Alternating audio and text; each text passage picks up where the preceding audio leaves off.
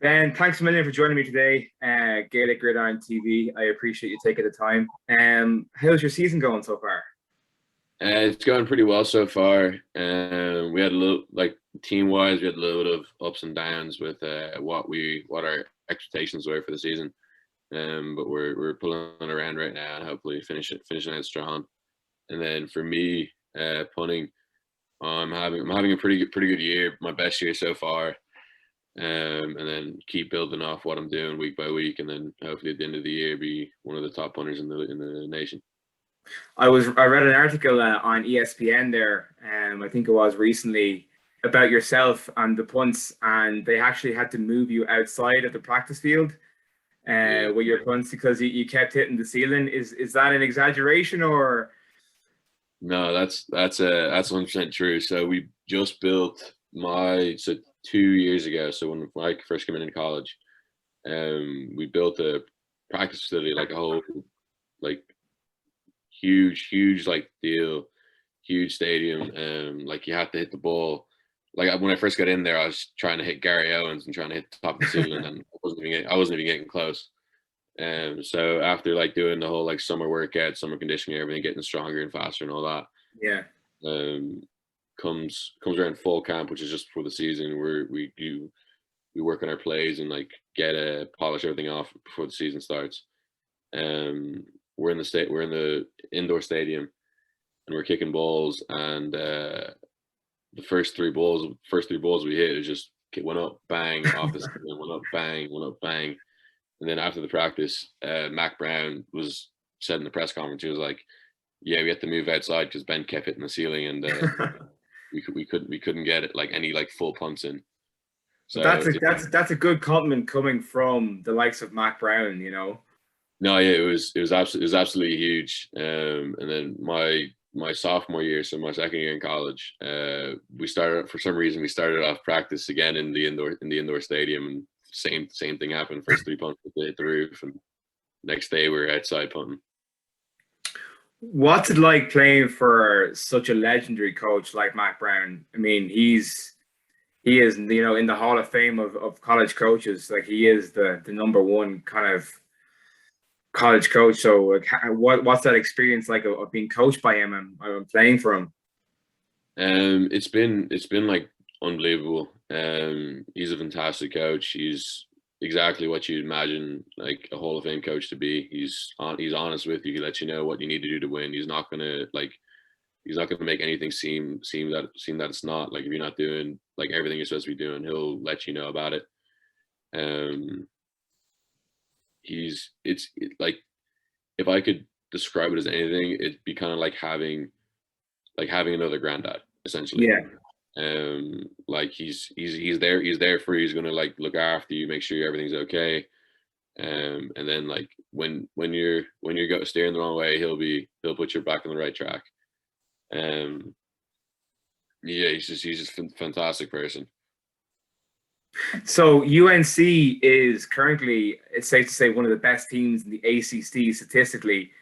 And now that Clemson has that one loss, which is almost unheard of for that program, do you guys have sights on an ACC championship this year?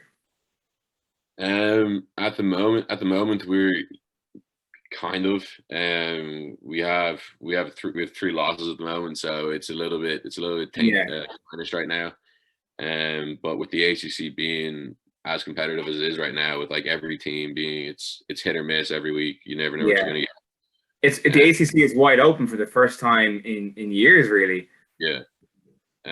So we're just kind of like looking at week, like right now we're just doing week by week, going 1-0 every week, and finishing the season. Hopefully we end at 9-3, and if that gets us the ACC championship, that gets us the ACC championship.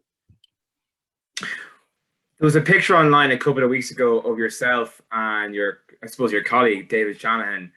Um, what was that like facing off against another Irish punter in a Division One college football game? It must have been pretty special. It was pretty cool. Like I heard about David when he got a scholarship offer here. So I looked into it a little bit, like read about his story and everything, and me and him have a little bit of different paths coming to America. Oh yeah. Um, And when I knew he was going to Georgia Tech, I was like, oh, it'd be sick, like we're playing each other. And then for him to start his freshman year, like I started my freshman year, I thought it was pretty sick, and he's having a great season so far. And then when we got to meet him, we came out for warm-ups, did my stretch and everything, and we just like locked eyes and said what's up to each other, talked for a little bit, and then went on our way. And then after the game, we talked a little bit more, and then we were just like talking about like how nice it is to hear like an Irish accent. And then we were saying like next time we're both back in Ireland, like go meet up at some field and just kick a little bit. Yeah, I mean, there's almost a trend emerging now of Irish punters playing college football. I mean, there's yourself, there's David, and there's a couple of other guys.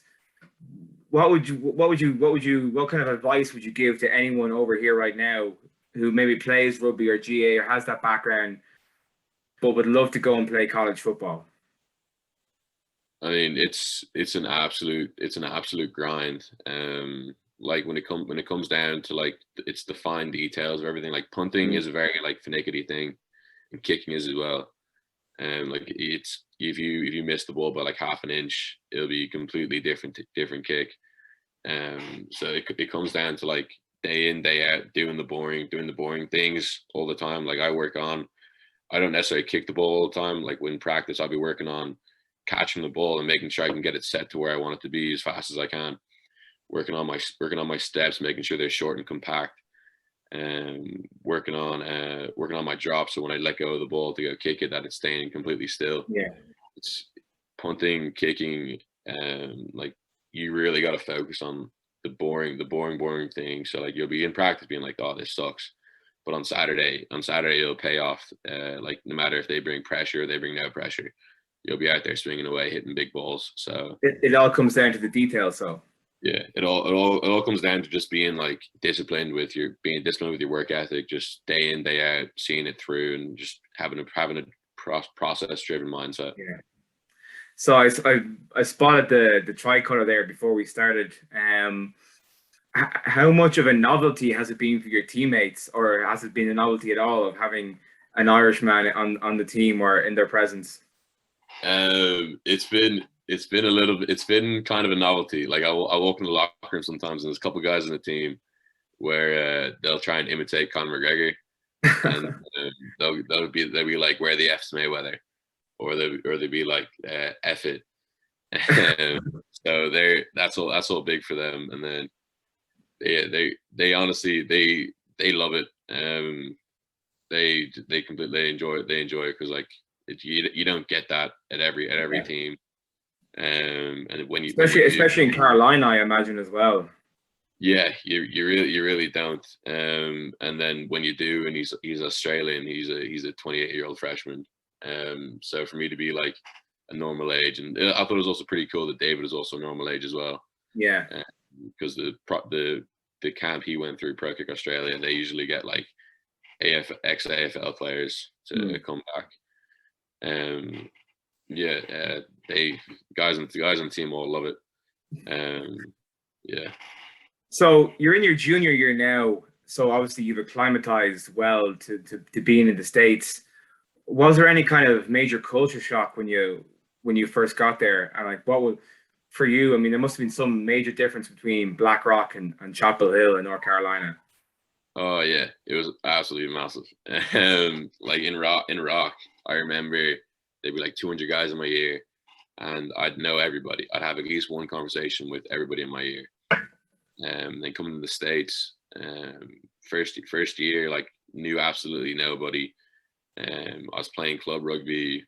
I was in second year. I was in second year, and I was playing club rugby with like essentially the SCT team. Yeah. So I was like a lot smaller than these big, like pretty much nearly grown men. And I was just like having fun with it because like the standard rugby is a little bit different over here. And then coming to school, I've never seen like so many just massive people. Like they were just like huge, and then some of them were like massive fast, and it was just like blowing my mind. And I was playing prop, and I was a little bit of a bigger kid, And coming here, I went from being a bigger kid to just like you're kind of a small kid. Yeah. So yeah, it was absolutely massive. And then playing football, I was playing a whole bunch of different positions, and like that helped out with like the whole culture change and everything, and like finding a decent group of guys. So if you weren't a punter, what position would you love to play? Ooh, I've always thought about it. I'm like, when I was playing rugby, I loved just running into people and just like bashing people and all that. So running back, linebacker, running back, and safety. They're my top three. They're the fun ones, anyway. Yeah. Yeah. So I have to admit, I'm a bit of a Notre Dame fan myself, quite a big one, and I noticed you guys are playing in Southend this year. Are you looking forward to it? It's meant to be, for away teams, a fantastic atmosphere to play in. Yeah, I'm absolutely pumped for it. We play them. We have a bye week this week, and we play them next week. So all our focus will be on that for the next 2 weeks.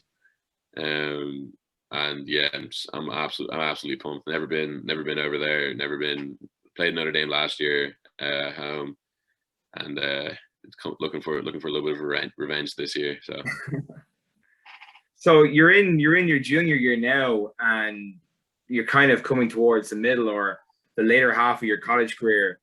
What's the plan for post Carolina? Do you anticipate trying to go to the NFL, or what's the next steps for you? Well, plan A is NFL. Try and, like, if I get a shot with it, I get a shot with it. Do my best. And then after that, I'll probably fall back on my degree in marketing from Carolina, and then see if I can get a job in like the sports industry or something like that. So there's no immediate return home to the homeland planned. Not at the moment, no. Why would you? You're living the dream. Yeah, yeah. I mean, I've always thought about, like, the rest, all my cousins and everything. Aside from like my immediate family, are all still back over there.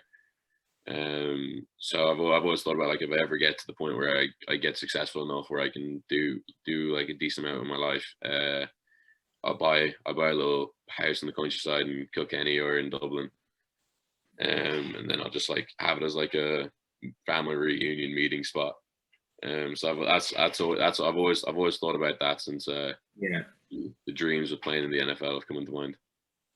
So final question for you, and it has to do with predictions for this year's national championship. Do you see Georgia winning it all, or is there a dark horse contender?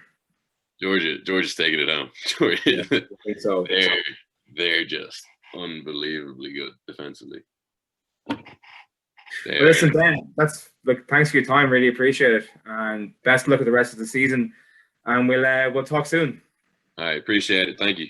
Cheers. Cheers.